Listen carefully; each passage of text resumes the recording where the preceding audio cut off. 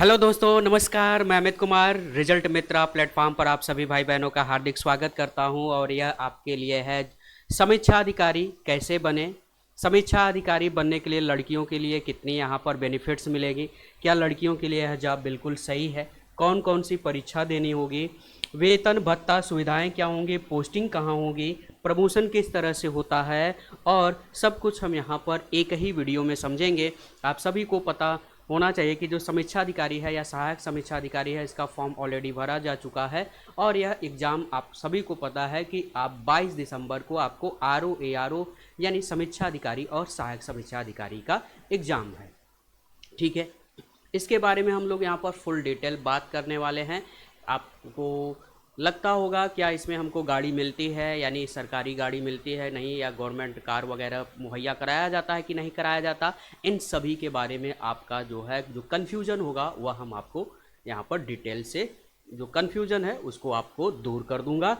ठीक है, तो यह जॉब प्रोफाइल है जो कि समीक्षा अधिकारी पर आधारित है। तो जो आरओ है यानी समीक्षा अधिकारी है, रेवेन्यू ऑफिसर है, तो इसकी क्या जॉब प्रोफाइल होते हैं, किस तरह से ये लोग कार्य करते हैं, क्या हमको काम करना होता है, हम क्या करेंगे यहाँ पर, और किस तरह की जो है फैसिलिटी मिलती है, कौन कौन सी फैसिलिटी मिलती है, तो यह सब कुछ जानेंगे। लड़कियों के लिए कितना लाभदायक होगा, लड़कियों के लिए क्या बहुत अच्छा होगा, तो इन सभी पर हम लोग यहाँ पर डिस्कशन करेंगे। तो डिस्कशन करने से पहले तो सबसे पहले तो आपको मन में होगा कि भैया समीक्षा अधिकारी अगर हम बनेंगे तो हमारा सैलरी कितना होगा, सैलरी कितना होता है, इन सब के बारे में, क्या इसमें ऊपरी इनकम भी है। तो ऊपरी इनकम के साथ साथ हम लोग यहाँ पर सैलरी की भी बात करेंगे कि सैलरी इसमें कितनी मिलती है। जिस तरह से अगर आप UPPCS के थ्रू SDM बनते हैं उससे ज़्यादा आपको RO में पैसा मिल सकता है, लेकिन अब यह ऊपरी कमाई होता है, किस तरह से आपको करनी होगी या तो भाई आगे चल करके हम लोग अभी डिस्कशन करेंगे। तो चलिए पहले तो हम बात करते हैं सैलरी की कि RO की सैलरी कितनी होती है। ठीक है, तो यहाँ पे हम बात करेंगे समीक्षा अधिकारी यानी रेवेन्यू ऑफिसर समीक्षा अधिकारी, जो कि ग्रुप बी का गैजेटेड ऑफिसर होता है। ग्रुप बी का यह क्या है, गैजेटेड ऑफिसर की पोस्ट होती है। पे स्केल आपकी 47,600 से लेकर के 1,91,000, यानी जब आप ज्वाइनिंग करेंगे तो 47,600 के आसपास ही आपका जो है बेसिक पे होगा और 1,51,000 तक यह पहुंच सकता है। ग्रेड पे 4800 ग्रेड पी की यह जॉब है। ठीक है, और बेसिक पे जो है 47,600 जो न्यूनतम होता है। DA आपका 19,992 रुपये यानी 42%, यानी जो बेसिक पे है, बेसिक पे इसका 42% आपको DA मिलता है। ठीक है, HRA यानी हाउस रेंटल अलाउंस, अगर आपको घर, अगर मान लो आप लखनऊ में आपकी ज्वाइनिंग हुई या फिर प्रयागराज, केवल 2 ही जगह ज्वाइनिंग होगी। ठीक है, जो UPPCS के थ्रू RO या ARO बनते हैं, या तो लखनऊ ज्वाइनिंग होती है सचिवालय में, या तो फिर इलाहाबाद के लोक सेवा आयोग में। तो इलाहाबाद के लोक सेवा आयोग में आप RO ARO बनेंगे, या फिर सचिवालय में आप RO ARO की आपकी पोस्ट की जो है ज्वाइनिंग होगी। तो अगर आपको मान लो बाय द वे आपको जो है वहाँ पर कॉलोनी वगैरह में जो यहाँ जो RO ARO की जो कॉलोनी है, यानी जो सचिवालय की कॉलोनी है, अगर आपको मिल जाएगा तब तो आपको ये HRA नहीं मिलेगा। लेकिन बाय द वे आपको यह नहीं मिलता है तो HRA के रूप में, यानी हाउस रेंटल जो प्राइस है वह आपको 5,600 रुपये आपको यहाँ पर मिलेगा। तो हाउस रेंटल अलाउंस कितना मिलता है, तो 5,600। सचिवालय भत्ता आपको 1,300 रुपये मिलेगा, यह सचिवालय भत्ता 1,300 रुपये मिलेगा। RO के लिए भी मिलता है, ARO के लिए भी मिलता है, यानी ग्रॉस सैलरी टोटल जो है कुल कितनी हो जाती है, 74,492। तो यह 74,492 नहीं लेगा, इसमें आपका कुछ कटेगा भी। तो जो डिडक्शन बेसिक पे होता है वह 10% DA का, और जो बेसिक पे है उसका 10%, यानी कुल मिलाकर के 6,760 रुपये आपका कट जाएगा। अब यह कट जाएगा और इसमें जो इंश्योरेंस है 210 रुपये आपका इंश्योरेंस का कटेगा, 6,760 रुपये आपका कट जाएगा, यानी नियर अबाउट आप मान के चलिए कि 7,000 आपका यह डिडक्स हो जाएगा। तो ये 7,000 आपका कट करके कितना मिलेगा, तो फाइनली आपका 7,000 कटने के बाद आपको इन हैंड जो सैलरी मिलेगी वह 67,522 रुपये, यानी नियर अबाउट आपके हाथ में जो इन हैंड सैलरी मिलेगी वह 68,000 के आसपास मिलने वाली है। तो 68,000 आपको RO के लिए यानी समीक्षा अधिकारी के लिए इतनी जो है सैलरी आपको मिलने वाली है। पोस्टिंग जैसा कि हमने बताया कि पोस्टिंग जो है दो जगह होती है, एक लखनऊ में, एक प्रयागराज में। प्रयागराज में आपको लोक सेवा आयोग के अंतर्गत होगा, लोक सेवा आयोग के अंतर्गत आपको RO ARO का पोस्ट मिलेगा। और वहीं अगर लखनऊ में अगर होता है तो यहाँ पे आपको सचिवालय में, लखनऊ के सचिवालय में आपको RO ARO का पोस्ट मिलेगा। ठीक है, तो लखनऊ सचिवालय में या फिर प्रयागराज के लोक सेवा आयोग के अंतर्गत आपको RO ARO की पोस्ट मिलेगी। ठीक है, जॉब टाइमिंग जो होगी वह 9:30 से 5 बजे तक होगी। और यह जो जॉब टाइमिंग होती है 9:30 से 5 बजे तक, यह हफ्ते में केवल, ठीक है, यानी एक सप्ताह में, तो सप्ताह में केवल 5 दिन आपको जाना पड़ेगा ऑफिस, केवल 5 दिन, केवल 5 दिन होगा, 2 दिन छुट्टी होगा। यानी जो सैटरडे और संडे होगा, सैटरडे और संडे होगा, वह आपके लिए क्या होगा, छुट्टी होगा। यानी सैटरडे संडे आपको यहाँ पे जॉब पर जाने की ज़रूरत नहीं है, आप अपने परिवार के साथ, फैमिली के साथ जो है टाइम एक्सपेंड कर सकते हैं। तो इसका अर्थ आप समझ सकते हैं कि RO ARO की यह कितनी अच्छी जॉब है, जिसमें आपको 2 दिन की छुट्टी भी मिलती है और सप्ताह में केवल 5 दिन जो है आपको वर्क करना पड़ता है। हाँ, इसमें फील्ड जॉब नहीं होता है, यह एक फील्ड जॉब नहीं है, केवल आपको यह फील्ड जॉब नहीं है, यानी आपको कहीं भी बाहर जाने की ज़रूरत नहीं है। यहाँ पर केवल आपको ऑफिस में जाकर के केवल काम करना होता है। क्या काम करना होता है इसके बारे में हम आगे बात करेंगे कि RO के क्या काम हैं, जिसके बारे में हम लोग डिस्कशन कर रहे हैं। तो बात समझ में आ गई, यानी 68,000 आपको इन हैंड सैलरी मिलने वाली है। लखनऊ और प्रयागराज में आपका पोस्टिंग होने वाला है, और जहाँ भी पोस्टिंग होगी वह लाइफ टाइम आपको वहीं रहना पड़ेगा। ऐसा नहीं है कि ये ट्रांसफ़र होगा कि लखनऊ से ट्रांसफ़र कर दिया जाएगा आपको प्रयागराज, प्रयागराज से ट्रांसफ़र कर दिया जाएगा लखनऊ।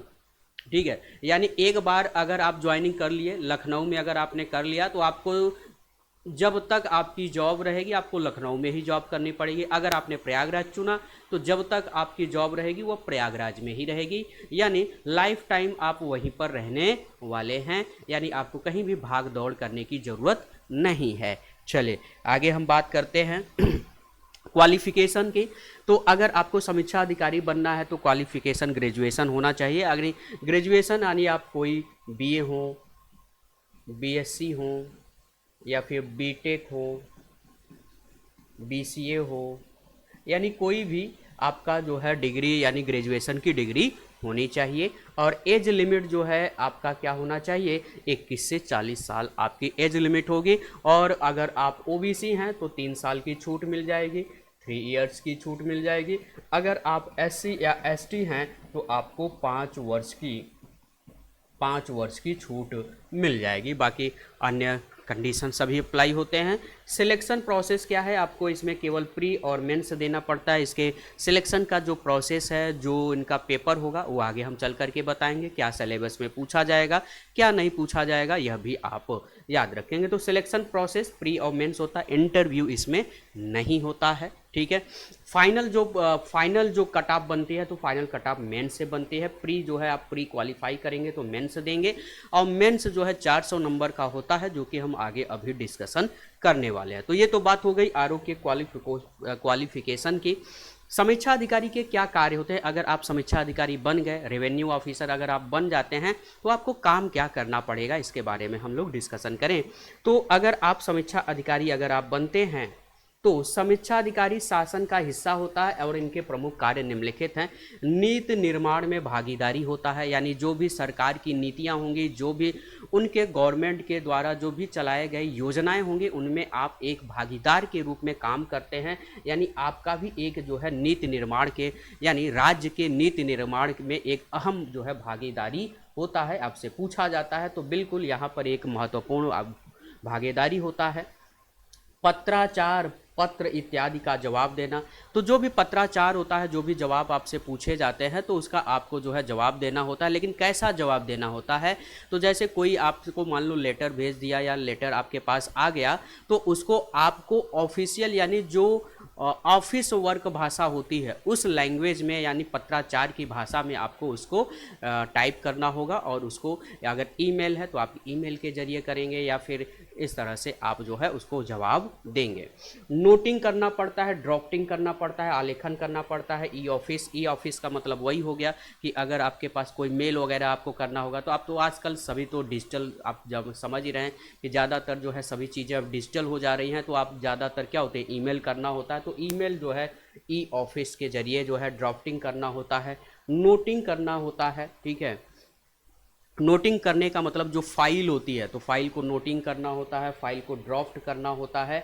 और यहाँ तक कि जितने भी बड़ी ऑफिसर्स होते हैं, जैसे डीएम है, एसडीएम है, तहसीलदार है, नायब तहसीलदार है, तमाम जितने भी अधिकारी हैं, डीआईओएस के अधिकारी हैं, अगर उनको अपना ट्रांसफ़र कराना है या प्रमोशन कराना है, तो ट्रांसफ़र या प्रमोशन जो भी इसमें काम होता है, उसमें भी अहम भागीदारी होती है किसकी, समीक्षा अधिकारी की। समीक्षा अधिकारी क्या करता है, इन डीएम या एसडीएम के जो या इनकी फाइलें होती हैं, तो इनकी फाइलों को सही जगह पहुंचाने का काम कौन करता है, समीक्षा अधिकारी करता है। और इसी कारण जो है समीक्षा अधिकारी को डीएम एसडीएम जो है, अगर आप देखते हैं कि एक शिक्षक होता है, एक शिक्षक अपना ट्रांसफ़र अपने ज़िले के अंतर्गत कराना चाहता है कि वो अपने ज़िले में जो है ट्रांसफ़र कराए, तो इसके लिए वो 50,000 1 लाख रुपए तक के दे देते हैं ट्रांसफ़र के लिए, है ना। तो बहुत जो है पैसा मिलता है, इसमें ऊपरी कमाई बहुत होती है समीक्षा अधिकारी में, जो लोग ट्रांसफ़र करवाते हैं। यहाँ तक डीएम और एसडीएम जो है उस समीक्षा अधिकारी के आगे जो है गिड़गिड़ाते हैं कि भैया हमारा ट्रांसफ़र कर दो, हमारी फ़ाइल ऊपर कर दो, हमारी फ़ाइल ऊपर कर दो, ताकि हमारा ट्रांसफ़र हो जाए या हमारा प्रमोशन हो जाए, जो भी है हमारी फ़ाइल ऊपर करो। उस फाइल को केवल ऊपर रखने के लिए आपको इतना भारी भरकम जो है रकम मिलता है ना। तो फिलहाल आप ईमानदारी से काम करें, मेरा तो यही कहना है। ईमानदारी से जितना काम करेंगे उतना लॉन्ग टाइम चलेंगे, और अगर आप इस तरह के काम करेंगे तो भाई आप समझ ही सकते हैं, ठीक है ना। तो डीएम एसडीएम की जो भी ट्रांसफ़र फाइलें होती हैं या जो प्रमोशन उनका होता है, तो वह किसके हाथ में होता है, समीक्षा अधिकारी के हाथ में होता है। उनकी फाइल तो उनके पास होता है, क्योंकि फाइल समीक्षा अधिकारी के पास होता है, वही जो है आगे फाइल को जो है रेफर करते हैं। तो यह एक महत्वपूर्ण भूमिका होती है, बिना समीक्षा अधिकारी के सिग्नेचर के यह फाइल आगे नहीं बढ़ती है। तो यह भी एक अहम भूमिका होती है। तो जितने भी विभाग हैं, चाहे वह विद्युत विभाग हो, डीएम एसडीएम हो, शिक्षा विभाग हो, तो जितने भी अधिकारी हैं उच्च वर्ग के, वह सब समीक्षा अधिकारी के, यानी राज्य स्तरीय सब समीक्षा अधिकारी के पास जाते हैं अपना प्रमोशन या फिर अपना ट्रांसफ़र कराने के लिए। तो बात समझ में आ गई। तो यह रहा समीक्षा अधिकारी का कार्य। अब हम बात करते हैं सहायक समीक्षा। अब सहायक शब्द लगा है, तो इसका मतलब जो समीक्षा अधिकारी होता है उसके सहायक के रूप में काम करता है, यानी समीक्षा अधिकारी की सहायता के लिए एक नियुक्त किया जाता है एआरओ, यानी सहायक समीक्षा अधिकारी। तो जो सहायक समीक्षा अधिकारी का क्या करता है, हेल्प करने का काम करता है। इसके पहले हम बात कर लेते हैं सैलरी की, इसकी क्या सैलरी होती है। तो भैया पे लेवल जो है 7 है, 44,900 से लेकर 1,42,400 तक। ग्रेड पे आरओ का 4800 था, यहाँ पर एआरओ का 4600 है, ठीक है। तो यहाँ पे 4600 आपका जो है ग्रेड पे आपको देखने को मिलता है। वहीं बेसिक पे 44,900 जो कि न्यूनतम राशि होती है, और 42% ऑफ बेसिक पे डीए आपको मिलता है। तो ड्राइविंग जो अलाउंस है वह 18,858 रुपये मिलता है।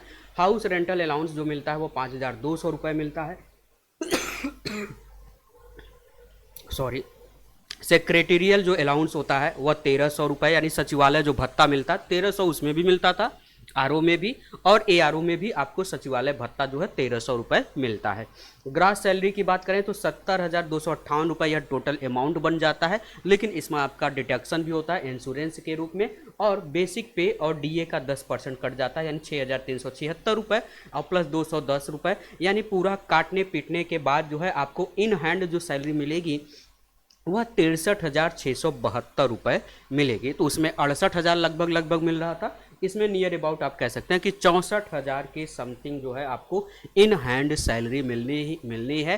किसके तौर पर, सहायक समीक्षा अधिकारी अगर आप बनते हैं तो यह आपको मिलेगी। लेकिन इसमें जो है इसका जो क्वालिफिकेशन है वह थोड़ा सा डिफरेंट है।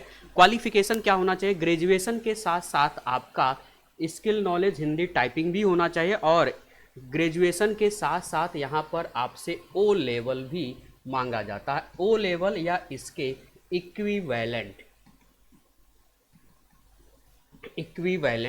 यानी जो ओ लेवल है, ओ लेवल के समकक्ष या फिर समकक्ष में कोई कंप्यूटर का आपके पास नॉलेज हो, और स्किल नॉलेज जो आपकी टाइपिंग स्पीड यहाँ पे जब आप ARO के पोस्ट क्लियर करते हैं तो फाइनली में आपका 25 वर्ड पर मिनट जो है आपका फॉन्ट कृति पर जो है हिंदी की टाइपिंग होनी चाहिए, स्किल होनी चाहिए। एज लिमिट जो है 21 से 40 वर्ष। प्रोसेस वही है, प्री और मेंस। जो RO का प्रोसेस है वही ARO का भी प्रोसेस है, यानी प्री और मेंस का एग्जाम है। इंटरव्यू इसमें नहीं है। टाइपिंग जो है क्वालिफाइंग रहेगा, टाइपिंग का कोई नंबर जुड़ेगा नहीं। टाइपिंग अगर आप क्वालिफाइंग करते हैं, ठीक है, और इसमें आप अगर प्री मेंस में अगर आप नंबर खींच लेते हैं तो फिर आप जो है फाइनली आप ARO यानी सहायक समीक्षा अधिकारी के पद पर पोस्ट किए जाएंगे।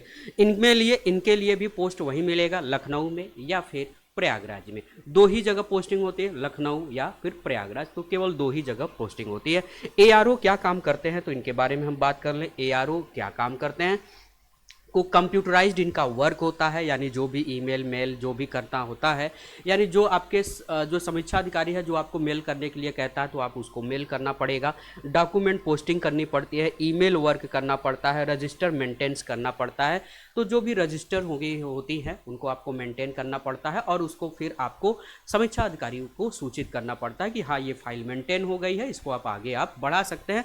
तो बिना समीक्षा अधिकारी के आगे फाइल नहीं बढ़ता है, तो आपको उसको सूचित करना पड़ता है। अदर बेनिफिट की अगर हम बात करें तो अदर बेनिफिट के रूप में क्या इनको अदर बेनिफिट मिलता है, तो हमने अब बताया कि सैटरडे संडे ऑफ रहता है, यानी आपको शनिवार रविवार आप अपने परिवार के साथ अच्छा समय व्यतीत कर सकते हैं, कहीं घूमने जा सकते हैं, यानी यह एक अच्छी जॉब है। तो इस पर्पज़ से केवल 5 दिन ही आपको सप्ताह में 5 ही दिन जाना है, यानी आपको काफ़ी छुट्टी यहाँ पर। बाकी जो अदर छुट्टियाँ हैं वो तो मिलेंगी ही मिलेंगी, बाकी सैटरडे संडे तो आपका ये ऑफ ही रहेगा, यानी 5 डेज वर्किंग रहेगा। पोस्टिंग इन कैपिटल, तो दो जगह पोस्टिंग होती है, एक या तो आप लखनऊ में पोस्टिंग ले लीजिए, या तो आप लखनऊ में पोस्टिंग ले लीजिए, या फिर आप प्रयागराज में पोस्टिंग ले लीजिए। केवल दो ही जगह आपकी यह पोस्टिंग होती है, तो यह भी आप ध्यान में रखेंगे। पावरफुल पोस्ट है, बिल्कुल पावरफुल पोस्ट है। यहाँ पे SDM और DM तक यहाँ पे गिड़गिड़ाते हैं कि भैया हमारा प्रमोशन हो जाए, हमारा ट्रांसफ़र हो जाए, गिड़गिड़ाते हैं। तो बिल्कुल पावरफुल पोस्ट है। होम फैसिलिटी की अगर हम बात करें, क्या आपको होम फैसिलिटी मिलती है? हाँ, होम फैसिलिटी मिलती है, लेकिन इसको लिए आपको आवेदन करना पड़ता है, क्योंकि इतने कॉलोनी में इतने घर नहीं है कि आपको तुरंत मिल जाए। हो सकता है तुरंत आपको न मिले, अगर खाली रहेगा तो आपको तुरंत मिल भी जाएगा। तो पहले आपको ऑनलाइन आवेदन करना पड़ता है। ऑनलाइन जब आप आवेदन करेंगे, मान लो नहीं मिलता है, तो आप क्या करोगे, तो आवेदन कर लिए और हर महीने हर मंथ आपको चेक करना पड़ेगा, हर मंथ आपको अपडेट करना पड़ेगा आपको। तो हर दिन अपना जो भी है अपना अपडेट करते रहेंगे तो आपको जल्दी जो है होम फैसिलिटी जो है सरकार की तरफ से मिल जाएगी। और जब होम फैसिलिटी अगर मिल जाएगी तो आपको HRA नहीं मिलेगा, यानी हाउस रेंटल जो अलाउंस मिलता था 5200, वह आपको नहीं मिलेगा यहाँ पे, ठीक है। तो यह चीज़ें जो है आप याद रखेंगे। होम फैसिलिटी, क्या गाड़ी मिलती है? अब अगर हम बात करें क्या गाड़ी मिलती है, तो भैया क्या गाड़ी मिलती है, तो अगर इसकी अगर हम बात करें तो अब यह बताइए आपको सीधा क्या करना है। आप सचिवालय के पास में कॉलोनी रहेगी, वहाँ से निकलेंगे सीधा ऑफिस जाएंगे। सचिवालय के पास आपकी कॉलोनी रहेगी, सीधा निकलेंगे वहाँ आप अपने ऑफिस पहुँच गए। तो कहीं आपका फील्ड वर्क तो रहता नहीं कि आपको गाड़ी दिया जाए, तो इसलिए यहाँ पर आपको कोई गाड़ी मुहैया सरकार की तरफ से कोई आपको गाड़ी मुहैया नहीं कराया जाता, कोई 4 व्हीलर आपको कोई मुहैया नहीं कराया जाता, क्योंकि यह फील्ड जॉब नहीं है, यह एक ऑफिस जॉब है, ठीक है। आपको बस केवल ऑफिस में जा कर के केवल काम करना है, तो इसलिए यहाँ पर गाड़ी नहीं मिलती है, ठीक है। तो ये आप ध्यान में रखेंगे, यहाँ पर कोई भी गाड़ी का जो है बेनिफिट नहीं मिलता है। हाँ, बाकी जैसे फैसिलिटी में आपको क्या मिलेगा, जैसे आप कहीं अगर जाते हो तो पेट्रोल या डीजल की जो भी आपका खर्च होगा वह सरकार जो है वहन करेगी। पेट्रोल और डीजल का वहन खर्च जो है यह सरकार खर्च करेगी। आपकी जो भी हॉस्पिटल का खर्च होगा, आपके हॉस्पिटल का जो भी खर्च होगा, हॉस्पिटल का खर्च मतलब मान लो जैसे कई जो है आप कोई बीमार हो गया और 4 लाख 5 लाख 10 लाख 1 करोड़ तक भी लगता है, तो वह सरकार वहन करेगी। किसी के मान लो कोई आपको गंभीर बीमारी हो गई तो आपको 1 करोड़ 2 करोड़ का भी अगर हॉस्पिटलाइज खर्च आता है तो वह भी सरकार वहन करेगी, आपका एक भी पैसा नहीं लगेगा। ठीक है। तो यह सरकार जो है एक अच्छा आपको अपॉर्चुनिटी देती है। तो हॉस्पिटल में कौन कौन आपको, मतलब हॉस्पिटल की किसको आपको सुविधा मिलेगी? आपके बच्चों को मिलेगी, आपकी वाइफ को मिलेगी, आपके माता पिता को मिलेगी। यानी आपके जो माता पिता होंगे, माता पिता को आपको यह फैसिलिटी मिलेगी, आपकी पत्नी को फैसिलिटी मिलेगी, आपके बच्चों को यह फैसिलिटी मिलेगी। अगर आपको बच्चों को कुछ हो गया, पत्नी को हो गया, माता पिता को किसी को हो गया, तो उनको यह फैसिलिटी जो है दी जाती है। ठीक है, ये सारी हॉस्पिटलिटी जो है फैसिलिटी आपको मिलती है। तो एक अच्छा जॉब है RO का, समीक्षा अधिकारी का, या फिर सहायक समीक्षा अधिकारी का। ठीक है। और साल में एक बार,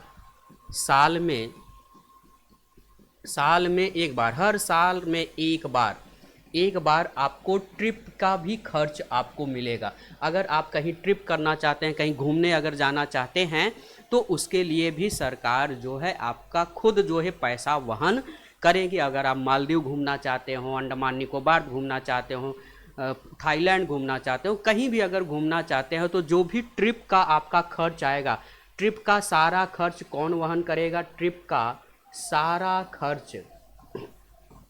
सारा खर्च उत्तर प्रदेश सरकार जो है, उत्तर प्रदेश गवर्नमेंट जो है खर्च करेगी। ठीक है, उत्तर प्रदेश गवर्नमेंट जो है खर्च करेगी। बात समझ में आ गई? तो ये सभी जो है फैसिलिटी आपको मिलने वाली है। तो अब हम बात करते हैं, क्या लड़कियों के लिए यह सही है?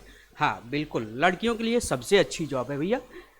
5 दिन आपको काम करना है, 2 दिन आपको रेस्ट मिलना है, ऊपर से आपको साल में एक बार ट्रिप का जो है खर्च मिलेगा, जो कि सरकार की तरफ से होगा।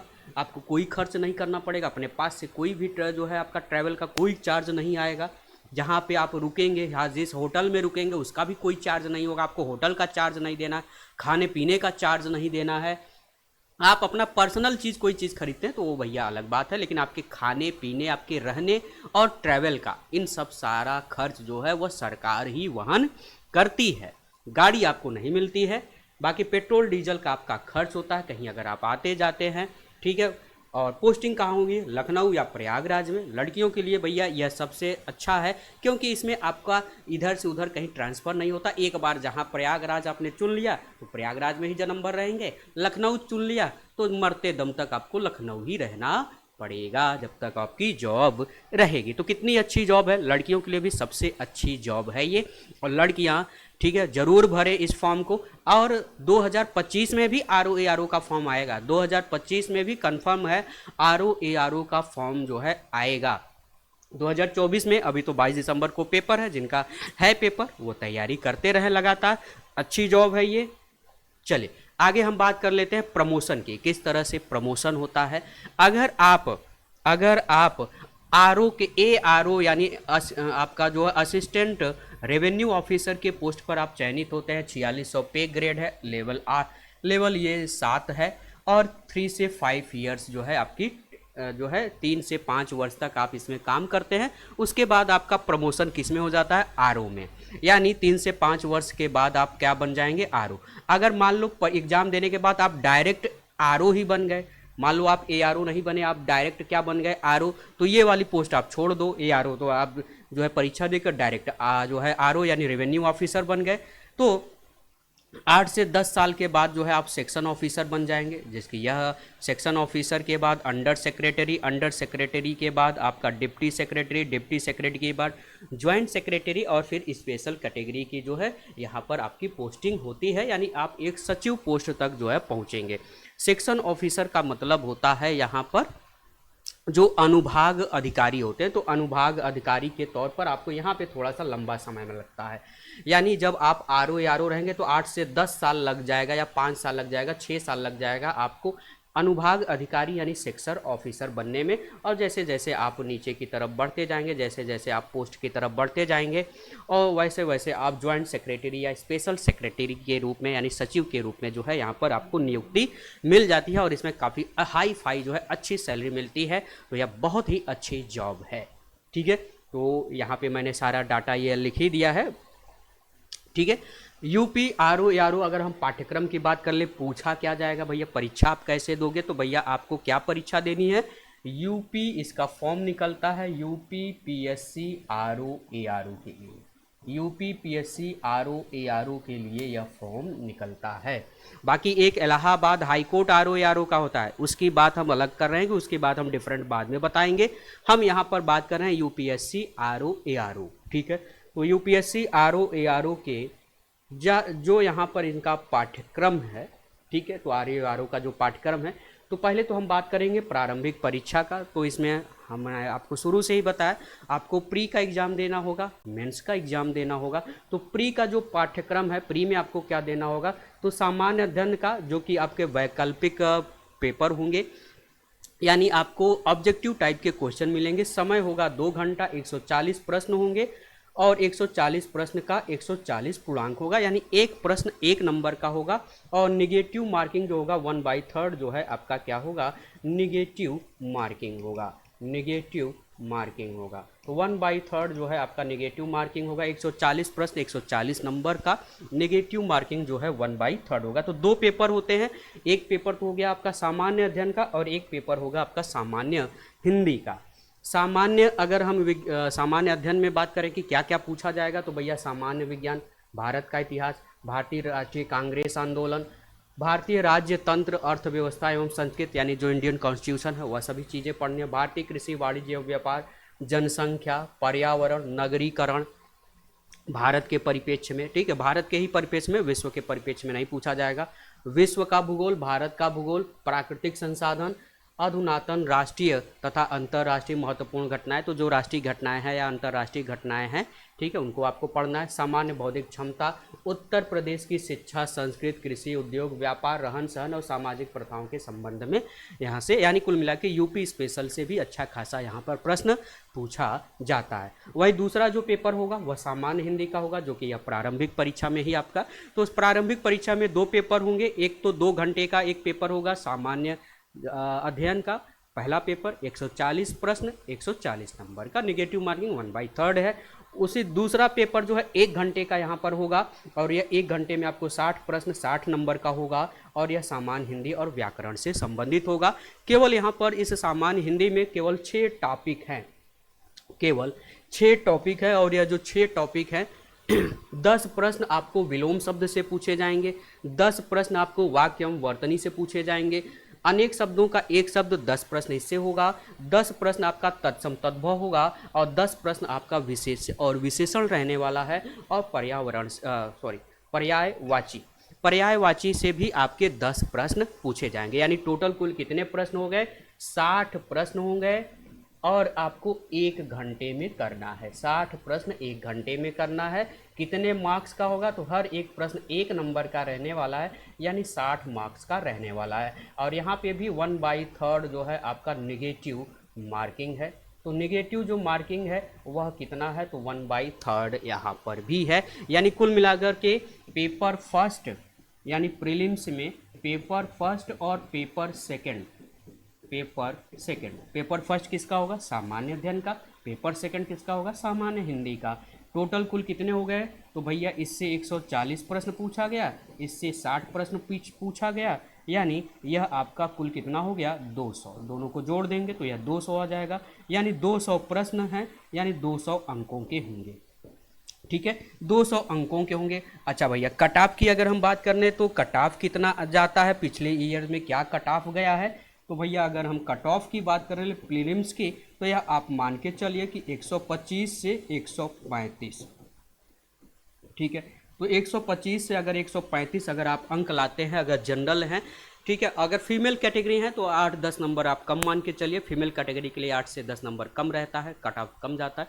ओबीसी के लिए भी लगभग वैसे ही 8 से 10 नंबर कम रहता है। बाकी एससी एसटी के थोड़े बहुत और कम हो जाते हैं, 15 से 20 नंबर के आसपास। यानी कुल मिलाकर के जो कट ऑफ रहता है वह 120 से 135। अगर आपको सेफ जोन में रहना है, तो अगर आपको सेफ रहना है तो आप 140 प्लस करिए। 140 अगर आप प्लस कर लेते हैं, 141 कर लेते हैं, 144 कर लेते हैं, तो आप बिल्कुल जो है सेफ जोन में रहेंगे। तब आपको प्री निकलने से कोई दिक्कत, प्री का नंबर जुड़ेगा नहीं मेंस में, इसलिए यह केवल क्वालिफाइंग है। तो केवल क्वालिफाइंग यानी आपको प्री निकालना है, मेंस का एग्जाम देना है। ठीक है, चले आगे हम बात करते हैं। तो ये हो गया सामान्य हिंदी। तो सामान्य हिंदी में केवल 6 टॉपिक पूछे जाते हैं। ये 6 टॉपिक आप याद रखिए, इनको अच्छे से तैयार कर लीजिए।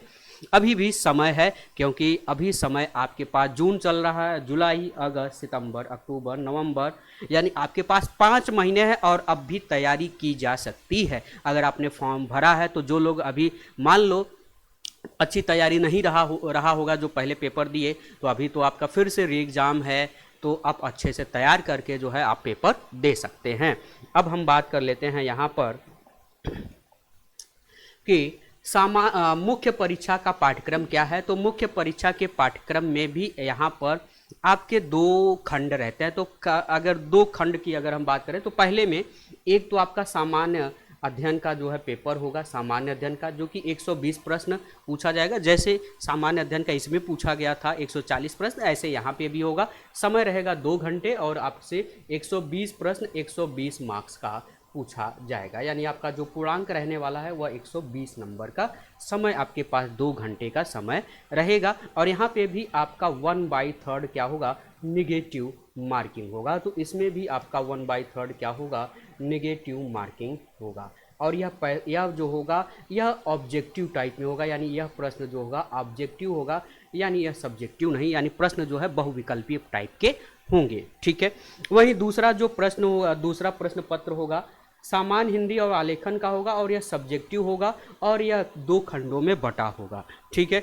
पहले खंड में क्या होगा तो आगे हम बात करते हैं। तो सामान्य हिंदी और आलेखन का होगा, सब्जेक्टिव होगा, यानी आपको लिखना पड़ेगा। इसमें क्या होगा, लिखना पड़ेगा, यानी अब यह ऑब्जेक्टिव नहीं रहेगा। ऑब्जेक्टिव केवल आपका सामान्य अध्ययन का रहेगा, बाकी अब ऑब्जेक्टिव नहीं रहेगा, अब आपको लिखना पड़ेगा। सब्जेक्टिव रहेगा जो कि 2.5 घंटे का पेपर होने वाला है। क्या पूछा जाएगा यह आप देखते हैं। तो 120 अंक का पहले रहेगा। तो दिए हुए गद्यांश का शीर्षक, सारांश व 3 रेखांकित अंशों की व्याख्या आपको करनी होगी, और यह 3 + 6 + 12 यानी टोटल 21 अंकों का आपको यह प्रश्न पूछा जाएगा। ठीक है। किसी दिए हुए सरकारी पत्र का सारणी रूप यानी टेबुलर सार लेखन करना होगा। किस तरह से आपको सारणी पत्र लिखना होता है उसके बारे में आपको यहाँ पर बताना होगा, और यह 15 अंक का आपसे प्रश्न पूछा जाएगा। फिर तीसरा जो प्रश्न होगा वह पत्र व्यवहार से होगा, यानी आपको यह जो है 3 टॉपिक पर पत्र, यानी शासकीय, अर्धशासकीय पत्र, कार्यालय आदेशन या ज्ञापन या परिपत्र, विज्ञप्ति, टिप्पणी, प्रतिवेदन, अनुस्मारक, यह जो है आपको इनसे जो है पत्र लिखना पड़ेगा, जो कि आपका यह 24 नंबर का पत्र व्यवहार। तो कैसे शासकीय पत्र लिखा जाता है, कैसे कार्यालय आदेश पत्र लिखा जाता है, कैसे ज्ञापन पत्र लिखा जाता है।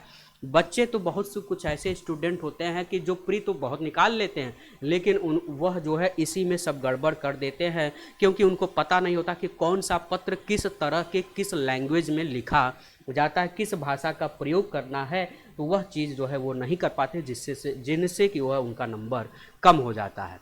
परिभाषित शब्दावली, प्रशासनिक एवं वाणिज्यिक शब्दावली, अंग्रेजी से हिंदी। तो यहाँ पर कुछ ऐसे शब्द होंगे जो कि हिंदी से इंग्लिश में आपको लिखना पड़ेगा, और इंग्लिश से हिंदी, उनका मतलब एक तरह से मीनिंग लिखना होता है कि अंग्रेजी से उसका हिंदी क्या मिलन, अंग्रेजी में लिखा रहेगा उसका आपको हिंदी में मीनिंग बताना होगा। और हर एक 5 शब्द रहेंगे ऐसे, एक शब्द 2 नंबर का रहेगा। अगर आपने उस इंग्लिश शब्द का सही हिंदी अगर लिख दिया तो आपको 2 नंबर मिल जाएंगे। ठीक है। यानी 5 शब्द, एक शब्द जो है 2 नंबर का होगा, कुल कितना होगा 10 नंबर का। तो 5 दूनी 10 नंबर।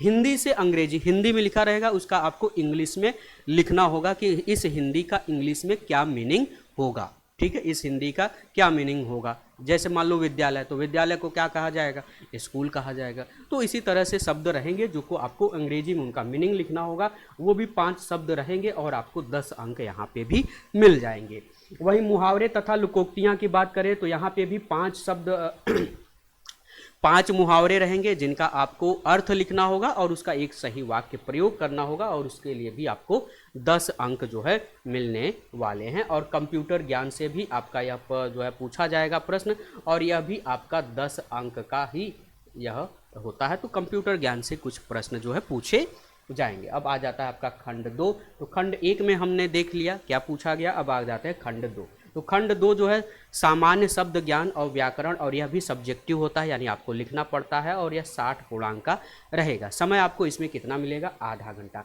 इसके पहले जो था उसमें समय कितना मिलेगा, 2.5 घंटा। 2.5 घंटा में 1 घंटा तो ये चला गया, अब ये आ गया आपका आधा घंटा वाला। ये पेपर एक ही होगा, पूरा 2.5 घंटा का समय मिलेगा, आधा घंटा इसमें आपको समय देना होगा।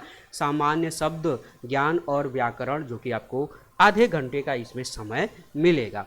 अब इसमें भी 5 टॉपिक जो है 4 टॉपिक आते हैं, 5 टॉपिक, ठीक है, 5 टॉपिक 60 नंबर, 6 शब्द विलोम रहेंगे, 12 यानी हर एक शब्द 2 अंकों का होगा। विलोम शब्द यानी एक विलोम कितने का होगा, 2 नंबर का होगा, तो 6 होंगे विलोम, तो 6 दूनी 12 अंक का। वाक्य एवं वर्तनी सुधार 6 वाक्य होगा, 12 अंक का। अनेक शब्दों का एक शब्द 6 जो है होंगे, 6 अनेक शब्दों के एक शब्द होंगे, 12 अंक का। पर्यायवाची और विलोम, विलोम नहीं यहाँ पे पर्यायवाची और विलोम नहीं, यहाँ पे केवल पर्यायवाची, ठीक है, विलोम तो वहाँ पे आ गया। पर्यायवाची जो है 6 शब्द होगा, 12 अंक का होगा। विशेष्य और विशेषण होगा, 6 शब्द होगा, 12 अंकों का यहाँ पे आपसे प्रश्न पूछा जाएगा। तो यानी ये टोटल कुल कितने हो गए, 60 नंबर के ये हो गए। यह भी आपको लिखना पड़ेगा, आपका ऑब्जेक्टिव यह नहीं होगा।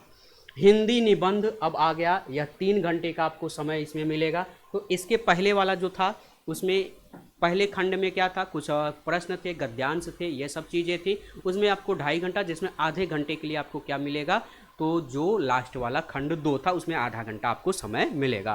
फिर आ जाता है हिंदी निबंध जो 3 घंटे का, 120 नंबर का यह पूर्णांक पूछा जाएगा और इसमें आपको 3 निबंध लिखने होंगे। इस प्रश्न पत्र के अंतर्गत 3 प्रश्न होंगे, प्रत्येक प्रश्न एक एक शीर्षक का चयन करते हुए दी गई शब्द सीमा के अंदर कुल 3 निबंध आपको लिखने होंगे। अब जैसे इस देखो पहले वाले में कितने हैं, 3, तो इन 3 में से कोई एक पर आपको निबंध लिखना पड़ेगा। समय शब्द सीमा जो होती है वो 600 शब्दों की होती है, यानी 600 शब्दों में आपको निबंध लिखना होगा और यह 40 अंक का एक होगा।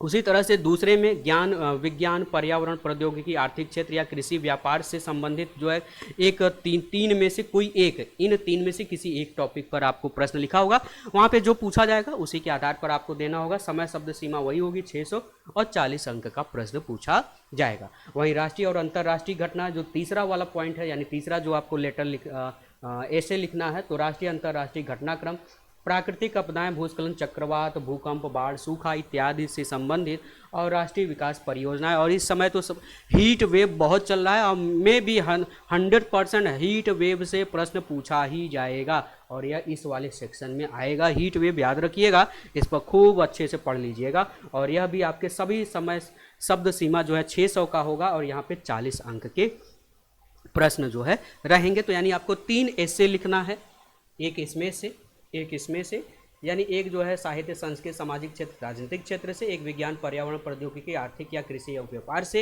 एक राष्ट्रीय अंतर्राष्ट्रीय घटनाक्रम, प्राकृतिक आपदाएं या फिर राष्ट्रीय विकास योजनाएं हैं, इनसे यहाँ पर एक प्रश्न पूछा जाएगा। टोटल 120 नंबर का यहाँ पे भी 120 नंबर का प्रश्न पूछा जाएगा। यानी आपका जो टोटल मेंस का एग्जाम है यह 400 अंकों का रहने वाला है। टोटल मेंस का एग्जाम कितने अंकों का है, 400 अंकों का रहने वाला है। अगर हम मेंस की प्रीवियस ईयर की कट ऑफ की अगर हम बात करें, मेंस की प्रीवियस ईयर कट ऑफ, तो प्रीवियस ईयर कट ऑफ की अगर हम बात करें तो 400 में से लड़के जो है इनका 275 से 280 अगर अंक आप लाते हैं तो आप बिल्कुल सेफ जोन में रहेंगे। यानी आपको इतना तो लाना ही होगा, तो आपको 260, 270, 75, 80 अगर आप ला लेंगे तो आप बिल्कुल सेफ जोन में रहेंगे। आप बिल्कुल जो है RO बनने के लिए बिल्कुल तैयार रहेंगे। तो आपको इसी तरह से मेहनत भी करनी पड़ेगी। लेकिन इस बार नंबर ऑफ कैंडिडेट बहुत ज़्यादा है, यानी आपको लड़ाई भी बहुत करनी है।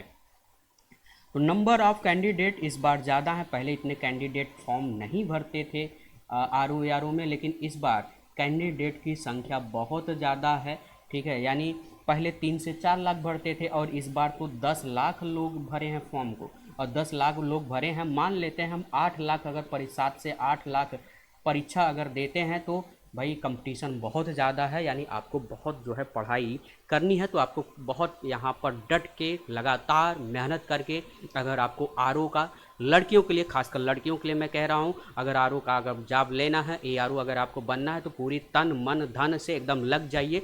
गर्लफ्रेंड बॉयफ्रेंड का चक्कर छोड़ दीजिए, मैसेज करना बंद कर दीजिए, केवल पढ़ाई पर फोकस करिए, ठीक है। आपको कैसी लगी जानकारी, आपको अगर अच्छा लगा तो कमेंट बॉक्स में जा कर के कमेंट जरूर कर दीजिएगा। अगर आपको कोई और भी चीज़ें कन्फ्यूजन हो ठीक है, तो अगर और भी कन्फ्यूजन हो तो आप वहाँ पर जाकर के कमेंट बॉक्स में जाकर के कमेंट ज़रूर कर दीजिएगा। ठीक है, और मैं आपको यहाँ पे बताना चाहता हूँ कि जो भी कन्फ्यूजन हो आपको अभी, जो हो सकता है मैंने नहीं यहाँ पर डिस्क्राइब किया हो, तो आप ज़रूर कमेंट कर देंगे, आपको उसका जवाब किसी न किसी वीडियो के थ्रू आपको मिल जाएगा। तो लड़कियों के लिए बहुत बेस्ट अपॉर्चुनिटी है, तो आप ज़रूर तैयारी करें, मन लगा के तैयारी करें। 22 दिसंबर को आपका पेपर है। कब पेपर है? 22 दिसंबर, यानी अभी आपके पास बहुत समय है, और तन मन धन से 22 दिसंबर के लिए एकदम जो है तैयार हो जाइए, अपने आप को तैयार कर लीजिए। 22 दिसंबर को आपको महासंग्राम में की लड़ाई में लड़ना है और आपको पास होना ही होगा। ठीक है, ताकि रिजल्ट मित्रा का जो चैनल, अगर आपने रिजल्ट मित्रा का चैनल अभी तक अगर आपने सब्सक्राइब नहीं किया है तो सब्सक्राइब कर लीजिए। ठीक है, क्योंकि रिजल्ट मित्रा आपके रिजल्ट के लिए ही तत्पर है और आपको आर ओ तक जरूर पहुंचाएगा। ठीक है, तब तक आप सभी भाई बहन स्वस्थ रहिए, सावधान रहिए। जय हिंद।